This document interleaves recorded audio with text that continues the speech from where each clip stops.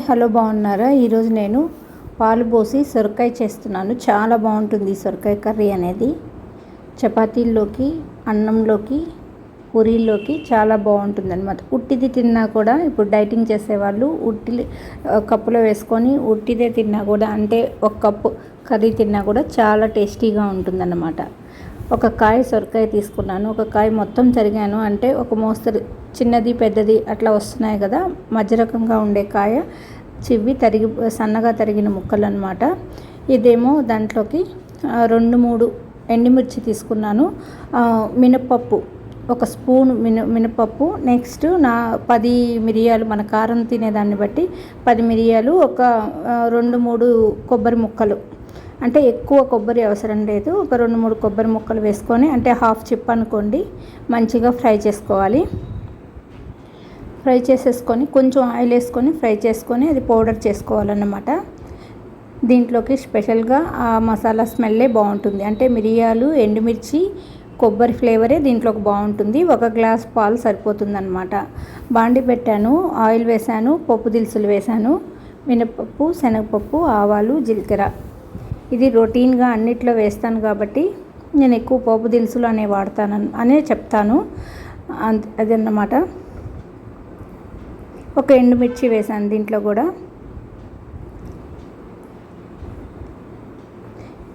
ఎందుకంటే దీంట్లోకి మనకు మిరియాల కారము, ఎండుమిర్చి కారం బాగుంటుంది. ఇంగు వేసి ఇప్పుడు మంచిగా సొరకాయ ముక్కలన్నీ వేసేసి ఫ్రై చేసుకుందాం.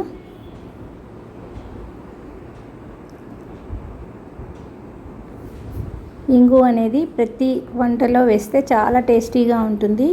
ఈ కర్రీస్ అన్నిట్లోకి ఇంగువ స్మెల్ బాగుంటుంది, పచ్చళ్ళలోకి బాగుంటుంది. ఇంగువ వాడితే మంచిది కూడా ఆరోగ్యానికి. ఒక పక్క అన్నం ఉడుకుతోందన్నమాట. నేను ఇలానే ఉడికిస్తాను అన్నం, కుక్కర్ పెట్టాను అన్నమాట. అత్తెసరు అంటారు కదా, అలా ఎప్పుడైనా కొంచెం నీళ్ళు ఎక్కువైనప్పుడు వారుస్తాను.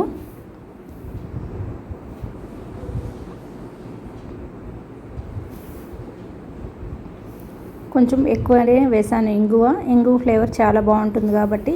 సొరకాయ పుల్ల బజ్జీ చేసుకోవచ్చు, సొరకాయ కూర చేసుకోవచ్చు, సొరకాయ పప్పు చేసుకోవచ్చు పెసరపప్పు వేసి, సొరకాయతోటి సాంబార్ చేసుకోవచ్చు, సొరకాయ పెరుగు పచ్చడి చేసుకోవచ్చు, సొరకాయ పాలు పోసి కర్రీ చేసుకోవచ్చు. ఇట్లా ఎన్నో రకాలుగా సొరకాయతోటి చేసుకోవచ్చు అన్నమాట.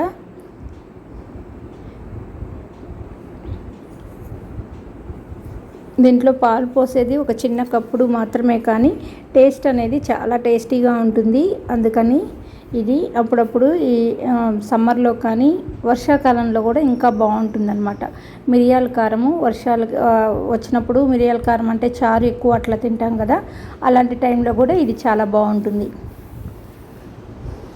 ఇప్పుడు సొరకాయ అంతా వేసేసాను. కొంచెం ఉప్పు, పసుపు వేసుకొని మనం మూత పెట్టేస్తే బాగా మగ్గిపోతుందన్నమాట.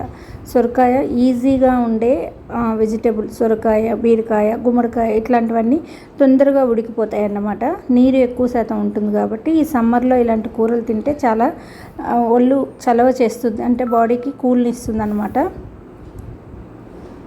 మనం ఎటు పచ్చళ్ళు టేస్ట్కి ఆవకాయని కారం ఎక్కువగా తింటాం కదా, నిమ్మకాయ అని, అలాంటి పచ్చళ్ళన్నీ ఈ సమ్మర్లోనే పెడతాం కాబట్టి, తింటూ ఉంటాం కాబట్టి ఇట్లాంటి చలవ కూరలు తింటే బాడీ కూల్గా ఉంటుంది. ఉప్పు, పసుపు, కరివేపాకు వేసాను, మూత పెట్టేస్తాను. ఒక్కసారి మంచిగా కలిపేసి మూత పెట్టేస్తే మగ్గిపోతుంది, ఈజీగా అయిపోతుంది అన్నమాట.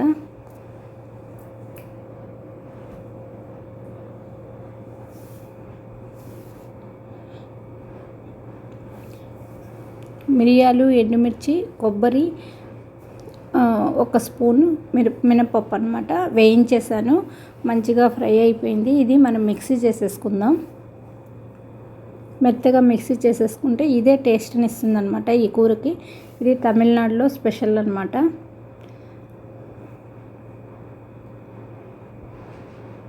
వాళ్ళు ప్రతిదానికి పౌడరు అప్పుడే వేయించి ఫ్రెష్గా వేస్తారు. పులుసు పొడి కానీ, కూర పొడి కానీ, ఇట్లాంటివి ఏదైనా మసాలా కర్రీస్ ఏదైనా సరే వాళ్ళు అప్పటికప్పుడు వేయించే వేస్తారనమాట. అందుకనే ఆ కర్రీస్ మంచిగా ఫ్లేవర్గా ఉంటాయి. అంటే మనము మంచిగా సాంబార్ పొడి అట్లా చేసుకున్నప్పుడు కూడా బాగుంటుంది, కానీ ఇవి ఇంకొంచెం ఘాటుగా ఫ్రెష్ టేస్ట్ అనేది ఇస్తుంది అనమాట.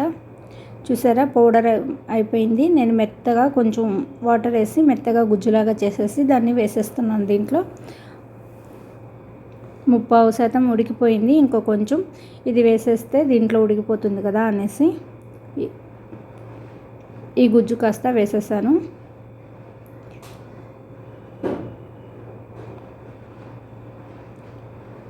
ఇంకొక 5 మినిట్స్లో ఈ కర్రీ అయిపోతుంది, మంచిగా ఉడికిపోతుంది అనమాట. 15 మినిట్స్ కూడా పట్టదు, సొరకాయ కాబట్టి మెత్తగా ఉడికిపోతుంది.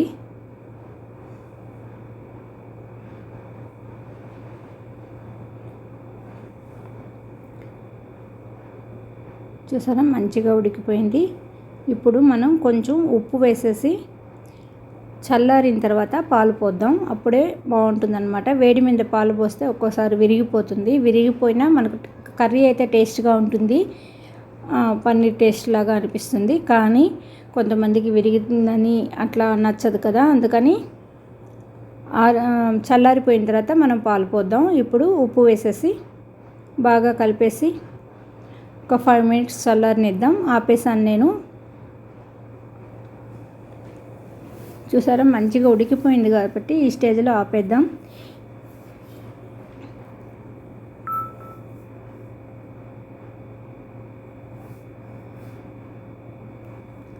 ఈ మాత్రం పాలు పోస్తే సరిపోతుందన్నమాట. చిక్కటి పాలు, కాచి చల్లార్చిన పాలు అన్నమాట అవి.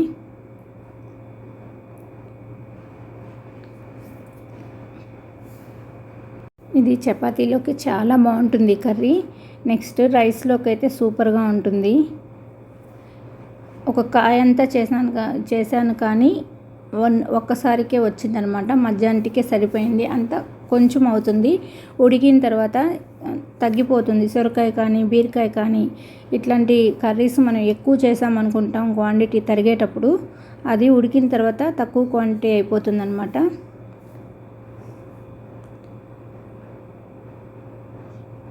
కొంచెం ఉప్పు కరివేపాకు కొంచెం వేసేసి మంచిగా కలిపేసాను. ఇప్పుడు స్టవ్ కూడా ఆఫ్ చేసేసాను అనమాట.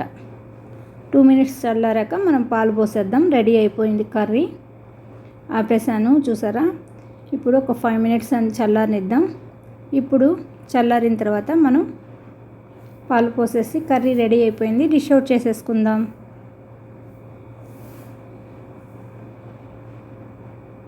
చల్లారింది.